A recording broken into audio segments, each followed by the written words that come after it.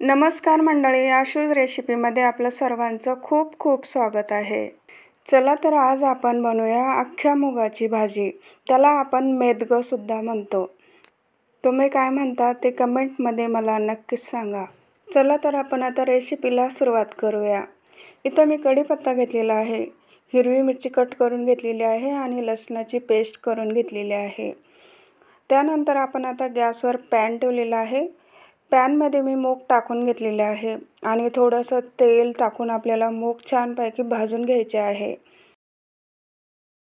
हे मूग आपल्याला लालसर होईपर्यंत मस्त भाजून घ्यायचे आहे।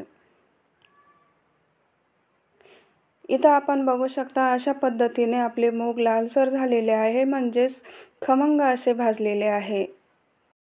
आता आपण हे भाजलेले मूग कुकरमध्ये टाकून घेणार आहे आणि 1 तांबे पाणी त्यामध्ये टाकून घेणार आहे। 3 ते 4 शिट्ट्या मी करून घेणार आहे। इथं आपण बघू शकता आपले मूग छानपैकी शिजलेले आहे।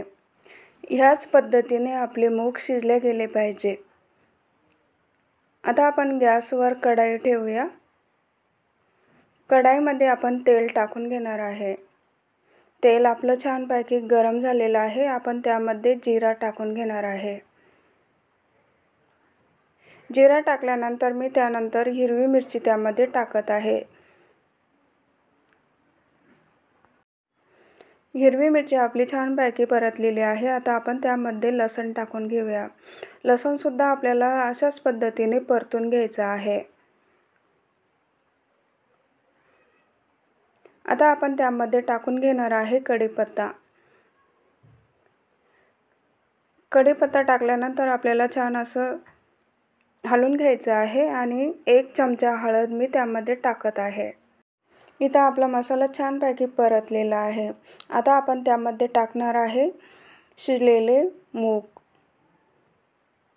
शिजलेले मूग टाकल्यानंतर आपल्याला सर्व मिक्स करून घ्यायचं आहे आणि कुकरमध्ये थोडंसं पाणी टाकून आपल्याला कढईमध्ये टाकून घ्यायचं आहे।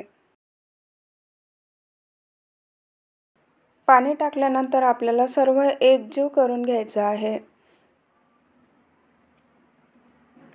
त्यानंतर आपण आता चवीनुसार 1 चमचा मी त्यामध्ये मीठ टाकत आहे।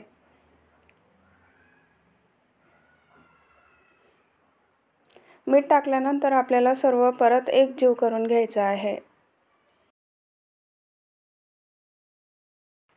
इथे तुम्ही मेदगेला पतलं किंवा घट्ट तुम्हाला जसं पाहिजे तसं करू शकता, तुमच्या आवडीनुसार।